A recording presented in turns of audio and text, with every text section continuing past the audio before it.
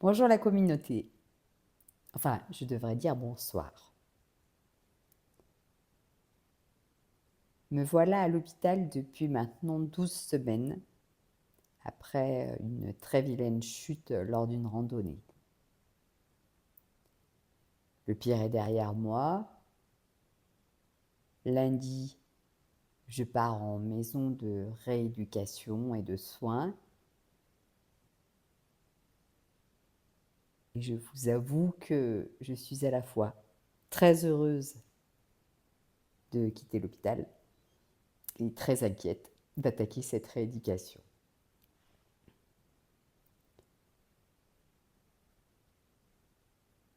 Depuis que je suis au centre hospitalier universitaire de Saint-Étienne, j'ai reçu des dizaines et des dizaines de visites, ainsi que des dizaines et des dizaines de cadeaux. Et certains ont eu même le courage de m'offrir des livres. Notamment mon cousin Yannick, qui a lu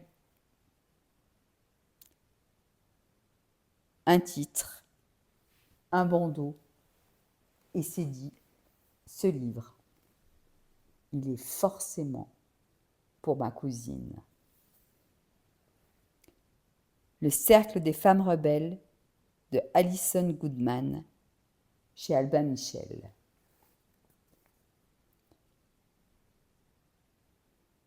Si vous aimez la fiction historique, les aventures palpitantes et les femmes qui ne suivent pas les règles, ce livre est pour vous. Cultureness. Ce livre est effectivement pour moi.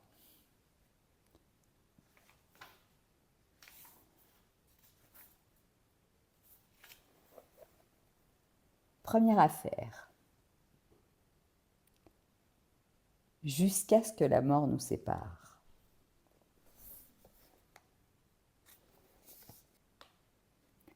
Chapitre 1. Samedi 6 juin 1812. Nous devions le retrouver à minuit dans l'allée obscure. Ce lieu de rendez-vous n'avait rien d'idéal. Deux femmes, non accompagnées, affrontant un maître chanteur dans la partie la plus sombre et la moins fréquentée des jardins de Vauxhall. Toujours est-il que je m'étais plus ou moins préparée à cette rencontre. Ne nous restait donc plus qu'à attendre. J'orientai ma montre pendentive vers les lampes à huile suspendues à une branche, très haut, au-dessus de ma tête, sans parvenir à en distinguer le cadran délicat. La spectaculaire illumination des jardins touchait à sa fin. Les flammes de quelques 1000 lampes colorées, formant des guirlandes qui ornaient arbres et pavillons, commençaient tout à faiblir. Pour une fois, ma haute stature, si peu féminine, s'avérait utile. Me dressant sur la pointe des pieds, je tournai le cadran sous la lueur vacillante de la lampe la plus proche. Les aiguilles dorées brillèrent enfin dans les ténèbres. Minuit moins le quart. Je touchai le bras de ma sœur. Elle détourna son regard des danseurs dont les silhouettes se détachaient devant le monumental kiosque à musique.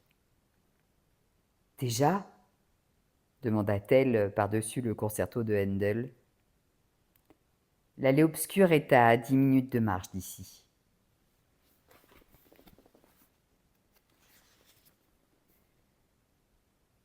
Elle resserra son châle mauve sur ses épaules. « Tu es sûre qu'on a raison d'agir ainsi, Gussie ? Nous ne pouvons compter sur la parole d'un tel homme, surtout en un lieu aussi isolé. Il pourrait nous attaquer. » Elle avait raison. Monsieur Harley avait déjà démontré sa malhonnêteté, et même si l'allée obscure était réputée abriter les rendez-vous galants des couples illégitimes, elle avait aussi souvent été le théâtre d'agressions sur des femmes, et parfois même sur des hommes. Quoi qu'il en fût, j'avais promis à Charlotte, Lady Davenport, que nous récupérerions les lettres avec la plus grande discrétion possible. Elle ne s'était pas détournée de nous après la mort scandaleuse de notre père, et nous n'avions donc pas à hésiter à l'aider en retour. L'honneur n'est pas l'apanage exclusif des hommes, en dépit de la croyance populaire. Je fis le geste de soupposer mon réticule, auquel la grosse pierre qu'il contenait avait fait perdre sa forme originelle, celle d'un ananas. L'un de mes ouvrages au tricot, les moins heureux à vrai dire, mais qui constituait au moins une arme digne de ce nom. Ma sœur y jeta un regard plein d'appréhension. On finira au bagne. Sottise. Je doute d'avoir à m'en servir.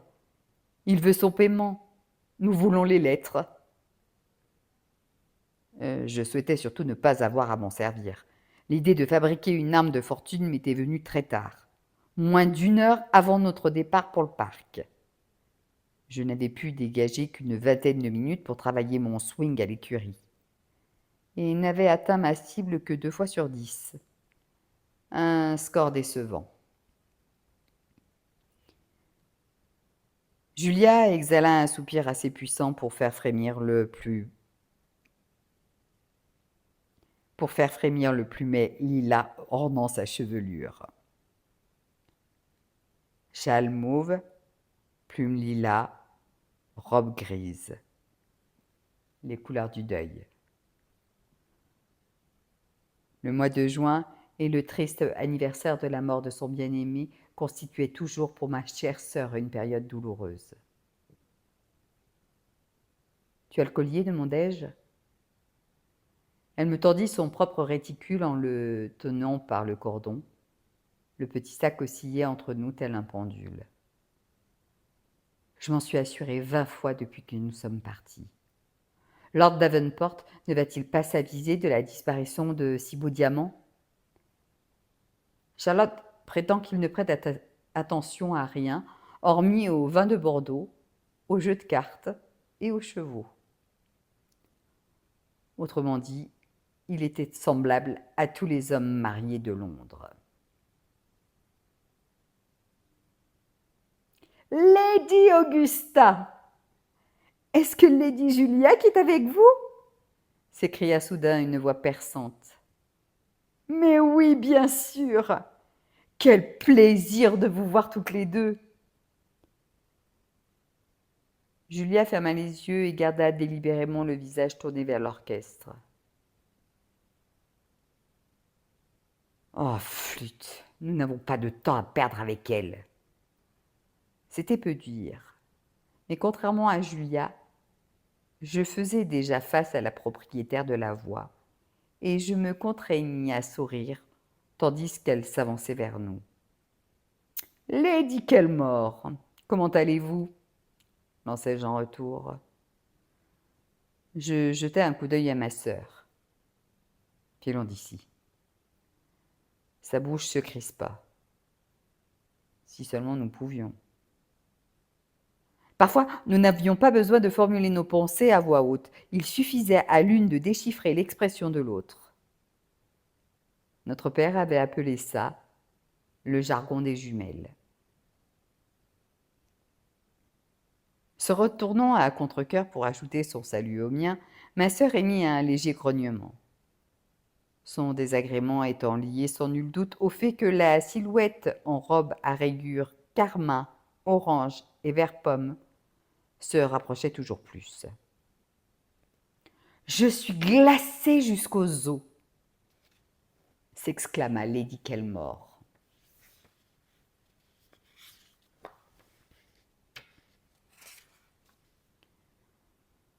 « Qu'on donne donc à cet été le nom d'hiver et qu'on en finisse. Elle s'inclina en réponse à notre révérence, tout en prenant une expression affligée. Je suis ici avec mon frère et ses amis, mais j'ai tenu à vous exprimer mes condoléances, lui dit Julia, dans la mesure où c'est le 2e anniversaire de l'accident de Lord Robert. J'ai toujours dit que votre mariage aurait été le mariage de l'année.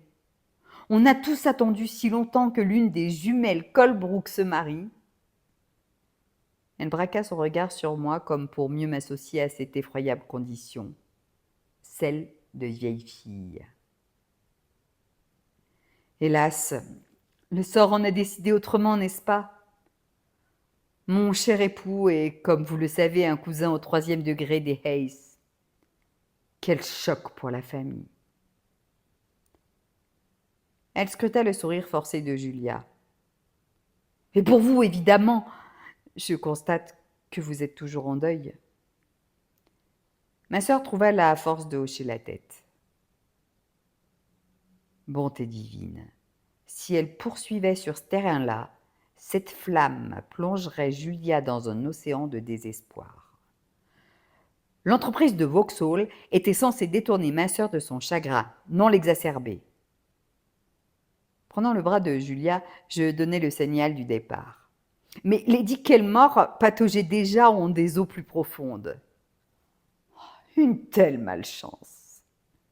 Ses doigts gantés de verre triturèrent sa gorge fripée. Se rompre le cou au cours de la chasse et sur une clôture aussi basse. Kelmore me dit que Lord Robert était souvent désarçonné, qu'il n'avait pas une très bonne assise. Mais cette fois-ci... Elle claqua des mains, émettant un bruit sourd qui fit sursauter ma sœur. Mort sur le coup. La faute à ce méchant Lord Brundle et à son maudit parcours. Quel malheur. Une effroyable tragédie. En effet, dis-je, sans laisser le temps à Julia de prononcer un mot. Nous sommes malheureusement sur le chemin du retour, mais quel plaisir cela a été de vous revoir. Je la saluai d'un geste et, tirant ma sœur par le bras, l'entraînai en bas d'une petite pente en direction du kiosque à musique. Son corps était tendu comme une corde de harpe et ses mâchoires serrées, au point que ses traits semblaient, pour une fois, aussi anguleux que les miens. Chasse-la de ton esprit, ma sœur chérie, lui dis-je, comme retentissaient les premières mesures de la danse qui concluait le bal.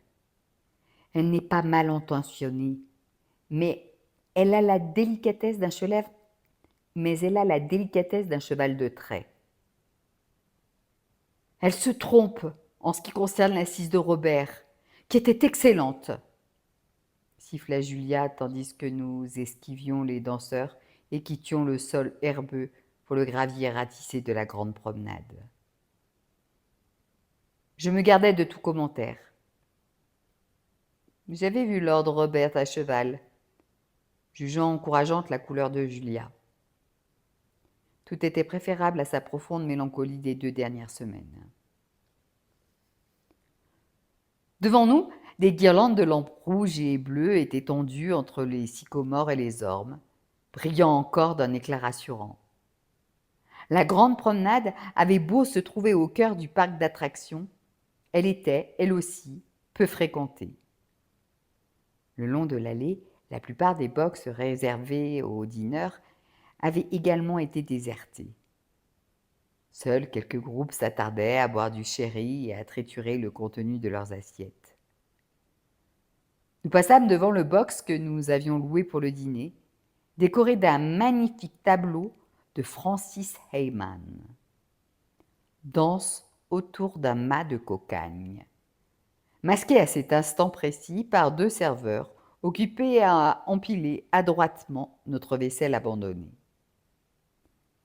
Une odeur de poulet rôti et de jambon flottait toujours dans l'air,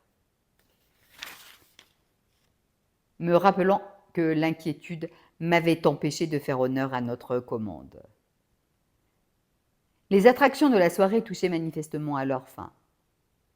Le parc n'allait pas tarder à fermer. L'allée obscure devait être déserte à présent. Funeste perspective. D'un autre côté, nous tenions à ce que notre solide échange ait lieu à l'abri des regards. Je passai mon bras sous celui de Julia, autant par affection que par solidarité. Et nous longeâmes la large allée dont les graviers crissaient sous nos pas. Nous aurions dû mettre des bottines. Je sens le moindre caillou au travers de mes pantoufles. On ne porte jamais de bottines avec une robe du soir, objecta ma sœur. Et ce, quelles que soient les circonstances. Je me retins de sourire. L'irréprochable sens du style et contenance de ma sœur était trop facile à railler. Julia me regarda de travers. La prochaine fois, tu suggéreras qu'on porte des pantalons. Si seulement nous était permis. Les culottes d'hommes sont tellement plus pratiques que les jutes de soie. Qu'est-ce que tu en sais? Juste ciel, Gus, rassure-moi. Tu n'as jamais passé les habits de père. Elle savait que j'avais conservé certaines des affaires de notre père après sa mort. Lui et moi étions pareillement grands et athlétiques. En principe, sa garde-robe, ainsi que la totalité de ses possessions revenaient à mon frère, en tant qu'héritier du titre. Quoi qu'il en soit, je me l'étais attribué, une manière de garder le lien, une sorte de memento mori. Bien sûr que non, je ne faisais que supputer. Julia prit à nouveau appui sur mon bras. Le seul fait de les essayer serait une chose effroyable. Elle me donna un affectueux petit coup dans les côtes et me souriant gentiment. Quoi qu'il en soit, tu aurais vraiment belle allure avec, disons, un uniforme de hussard. Tu as la stature imposante qui convient et la ganse dorée serait assortie à tes cheveux. Je ricanai. Julia se montrait comme toujours trop généreuse. Loin d'être blond, mes cheveux sont bruns et désormais estrayés d'argent, et mon mètre 75 s'est, jusqu'à présent, avéré plus qu'incommodant qu'imposant. Elle a, quant à elle, été gratifiée du beau châtain des Colebrook, que les années n'ont pas encore terni, et d'1,57 m, tout ce qu'il y a de plus délicat. Dans notre enfance, le fait que nous soyons si dissemblables m'avait un jour fait pleurer. Me prenant à part, mon père m'avait alors expliqué qu'une trop grande ressemblance l'aurait fort troublé et qu'il était bien content d'avoir 2 filles si différentes l'une de l'autre. Il avait été un bon père et un homme encore meilleur. Pourtant, la bonne société ne voulait retenir de sa vie que sa mort sordide, 5 ans plus tôt, dans les bras d'une prostituée des bas quartiers. Le scandale avait bien failli rejaillir sur ma sœur et moi, quand je m'étais imprudemment rendue dans ce bouge afin de récupérer le corps de mon père. Je ne pouvais supporter l'idée d'une foule de badauds le regardant bouche bée ou trouvant là un sujet d'amusement. Le destin voulut qu'on m'ait aperçu au bordel. Une dame non mariée n'est même pas censée connaître l'existence de tels lieux. Alors, quant à s'y rendre et s'adresser à ses pensionnaires, la rumeur publique me désigna. Seul le soutien sans faille d'amis influents put faire taire les mauvaises langues et nous permettre à ma sœur et à moi d'être à nouveau reçus dans le monde. Un petit groupe de gens du peuple, les femmes avec leurs châles agrafés sur leurs robes de cotonnade, les hommes en cache-nez et draps de laine sobre, s'étaient rassemblés autour d'une chanteuse au bord de l'allée. Lorsque nous passâmes, Julia tourna la tête, reconnaissant la ballade plaintive. « La chanson des fées, dit-elle. C'était l'une des préférées de Robert. » Pressant le pas, j'éloignai Julia de ce souvenir. Le destin semblait conspirer contre moi. Quelques regards se portèrent vers nous comme nous approchions du sinistre accès à l'allée obscure. Ils émanaient en priorité de femmes agrippées au bras de leurs époux, dont la bouche pincée laissait deviner les pensées. Nous aurions dû nous faire accompagner de Samuel et d'Albert, fit remarquer Julia, s'étant elle aussi avisée du regard désapprobateur des matrones. Charlotte ne tient pas à ce que nos valets de pied soient avertis de ces affaires, dis-je. Au reste, nous ne sommes pas des débutantes, nous n'avons pas constamment besoin de chaperons. Tu te souviens du code qu'on avait établi, toi et moi, pour nous mettre mutuellement en garde contre les hommes de notre cercle? Le code qui se référait à ce jardin. Vaguement. Attends voir, répliquai-je, faisant un effort de mémoire. La grande promenade, c'était un homme assommant et sentencieux, un dinner box, un coureur de dot. Et l'allée obscure, c'était le signal d'un danger absolu, ceux à qui il ne fallait surtout pas faire confiance et encore moins voir seul à seul. C'était à cause de tous ces horribles agressions qui avaient eu lieu à l'époque dans l'allée obscure. Tu te souviens? Je ne m'en souvenais que trop bien. Des jeunes filles respectables arrachées à leur promenade et brutalisées de la pire manière qui soit. Cela s'est passé il y a plus de 20 ans, ma chère. Nous avons désormais 42 ans et sommes capables de nous défendre seuls. Ce n'est pas ce que dirait Dufy. Il est certain que notre frère, le comte Duffield, aurait été horrifié d'apprendre que nous nous étions rendus seuls dans les jardins de Vauxhall. Qui plus est, dans un lieu aussi malfamé que l'allée obscure.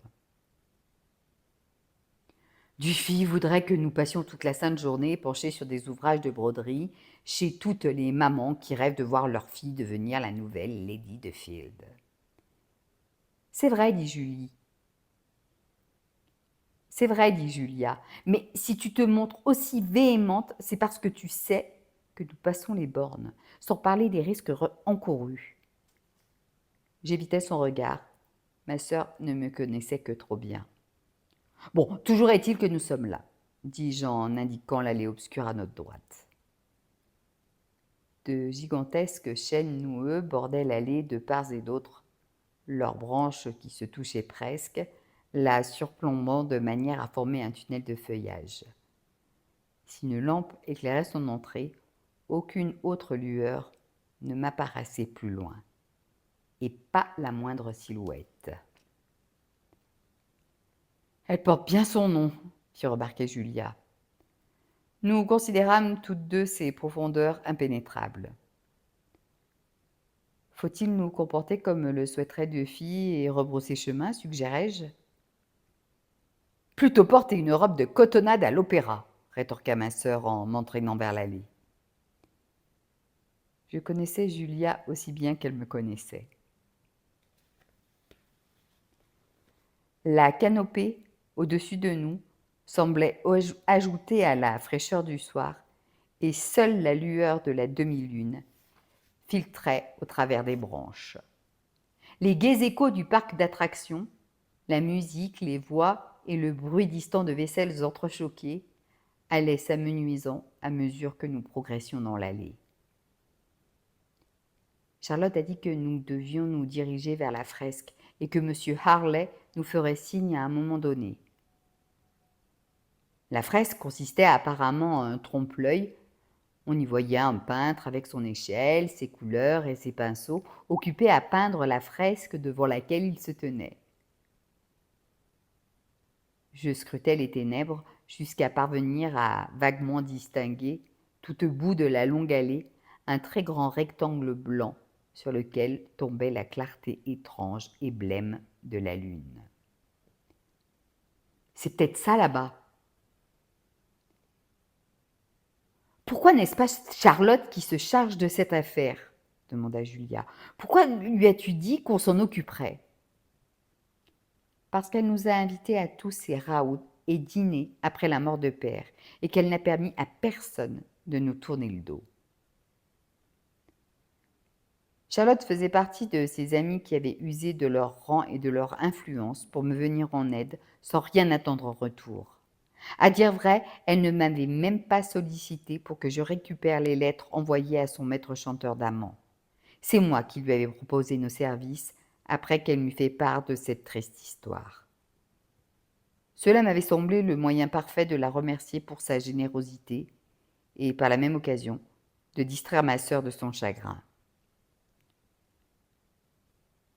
Une fois de plus, tu exagères, protesta Julia. Je ne me souviens pas que quiconque nous ait tourné le dos. Je la fixais, surprise. Ma sœur avait toujours tendance à réécrire l'histoire. Non, je suis trop dure. C'est juste que le monde lui paraissait meilleur qu'à moi. J'étais bien déterminée à ce qu'elle en conserve cette vision optimiste. Je savais par expérience que l'alternative était bien trop sombre. Julia m'autorisa à presser le pas. On aurait dû prendre une lampe. Où donc? Dans le très opportun magasin de lampes, derrière le kiosque à musique? J'avais dit cela d'un ton bien trop fébrile. Pas la peine d'être aussi cassante, rétorqua Julia. Je lui serra le bras en signe d'excuse. Les plans douteux et mal conçus me rendaient toujours brusque. Ah, fit-elle en me désignant un point. Tu as vu? J'avais vu. Un faible éclat au bord de l'allée, la lueur d'une lampe qui se rapprochait, tandis que nous marchions vers elle, puis une silhouette, un homme, en haut de forme et par-dessus, s'engageant dans l'allée. Monsieur Harley, manquis-je? L'homme s'inclina. D'après ce qui me laissait distinguer le faisceau lumineux, il était agréablement bâti, la taille bien marquée, les épaules rendues encore plus imposantes par une extravagante superposition de capes sur son par-dessus. Seule sa stature laissait un peu à désirer. Il devait mesurer 2 ou 3 centimètres de moins que moi, même si, en termes de poids et de poigne, il avait très certainement l'avantage. Le parfum de l'eau de lavande Price & Gosnell me parvint aux narines. L'eau de toilette de mon frère. Choix digne d'un homme de goût, ou plus précisément, ici, d'un scélérat, Saint-Jean l'homme de goût. Son visage était beau, également, quoique assez conventionnel. Rien de trop personnel, mais le tout bien proportionné. Le front large, le menton volontaire et une grande bouche arborant en cet instant un charmant sourire. C'est dans son regard que se trouvait la vérité de M. Harley, dans ses yeux pâles, plissés, sous l'effet du calcul et de l'irritation.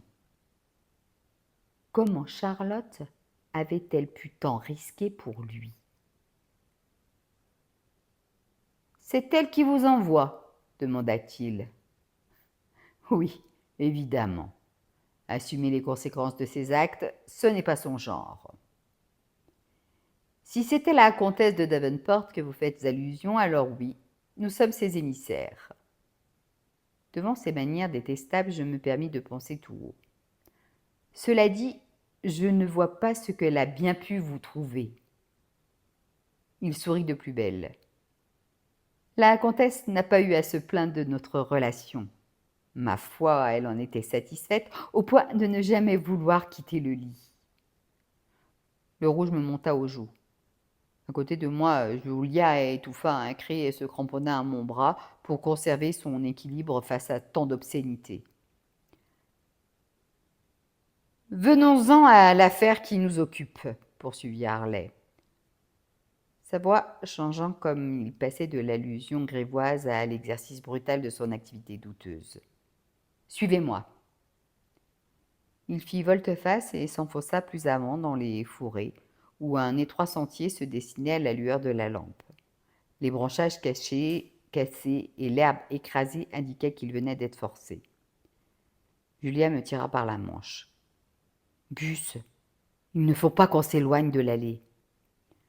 Monsieur Harley, c'est ici que nous allons traiter, dis-je d'une voix forte, tandis qu'il s'éloignait toujours nous tournant le dos. Il s'arrêta et pivota sur ses talons, le halo jaune de la lampe éclairant son visage contrarié. Non, Lady Augusta, nous traiterons là où je l'ai décidé. Il savait donc qui nous étions. J'aurais dû m'en douter. Vu sa vocation, l'homme devait posséder un exemplaire bien usagé du guide de l'aristocratie anglaise. Je ne crois pas, répliquai-je en conservant un ton calme. Nous traiterons ici ou nous ne traiterons pas. Il demeura un instant figé, le temps que mon cœur batte au moins 5 fois à se rompre, puis revint lentement sur ses pas. Près de moi, Julia émit un léger soupir de soulagement. Croisant son regard, je penchai la tête. « Tiens-toi derrière moi, ma chère. » Sa bouche se crispa. « Je reste à tes côtés. » Malgré sa bravoure, je savais qu'elle n'était guère taillée pour l'affrontement physique. J'écarquillai les yeux. « Je t'en prie. » Elle recula à contre-cœur. Après tout, j'étais son aînée de 15 minutes et j'avais 18 centimètres de plus qu'elle. Par ailleurs, c'est moi qui avais la grosse pierre. Je soulevai mon réticule, rassuré par son balancement. Monsieur Harley se posta devant moi et jeta un coup d'œil de part et d'autre de l'allée. Au loin, la vague silhouette d'un homme se découpait sur la fresque qu'il paraissait examiner avec attention. À cette exception près, l'allée obscure était déserte. Autour de nous, la brise nocturne faisait bruisser les feuillages que la lune colorait d'argent. « Montrez-moi le collier, dit-il. »« Montrez-moi les lettres, lui répliquai-je d'un ton tout aussi sec. Nous nous jaugeâmes, chacun comptant sur nos positions, et il eut un petit hochement de tête. Me retournant, je saisis le réticule de Julia, tandis que M. Harley plongeait la main dans son pardessus. « Je crois que nous pouvons procéder à... » Je m'interrompis, car j'étais en face à la gueule d'un pistolet. Un calibre 16, si je ne m'abuse. Ce chien de l'enfer nous braquait de son arme à feu. « Donnez-le-moi, Lady Augusta, dit M. Harley.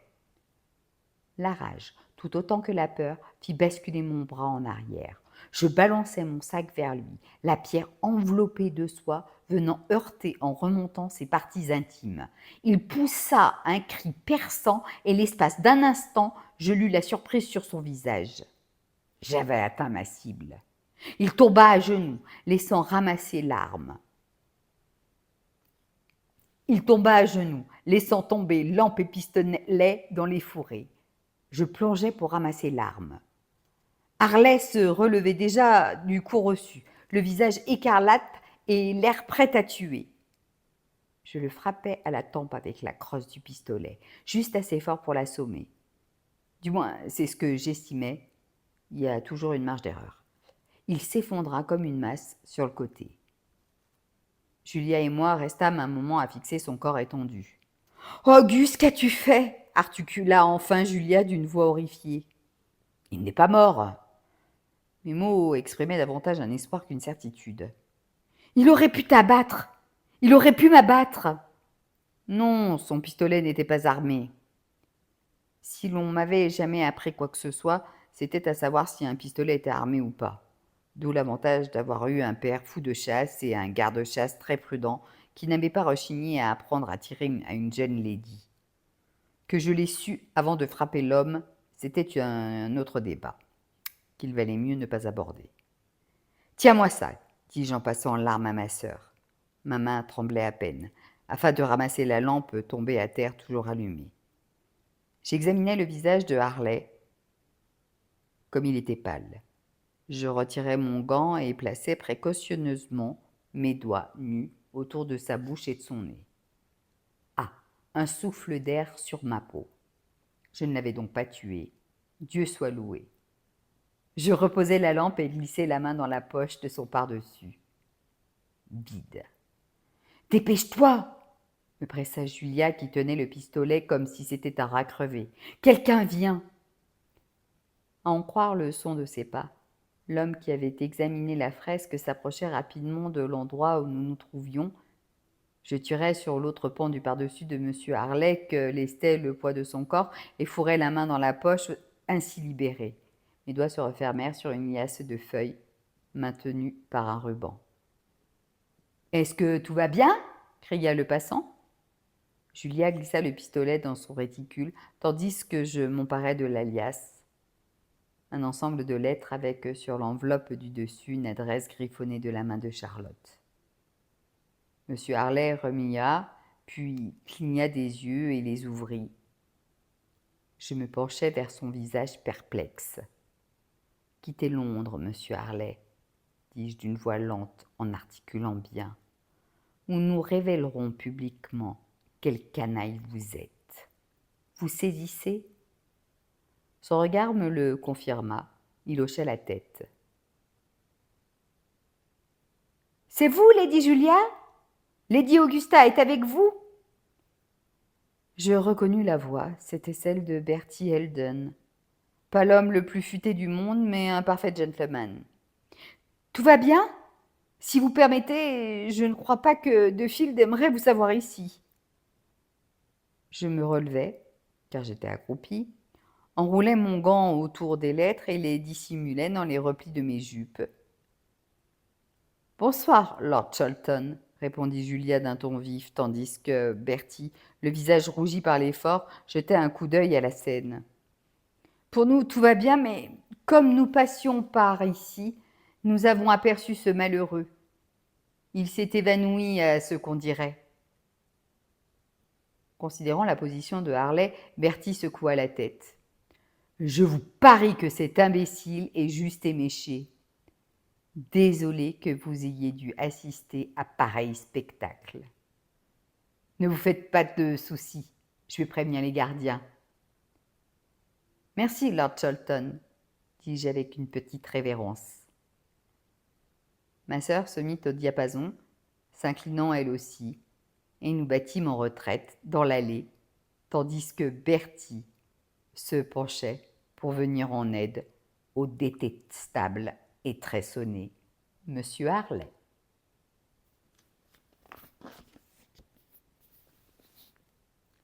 Le cercle des femmes rebelles de Alison Goodman chez Albin Michel.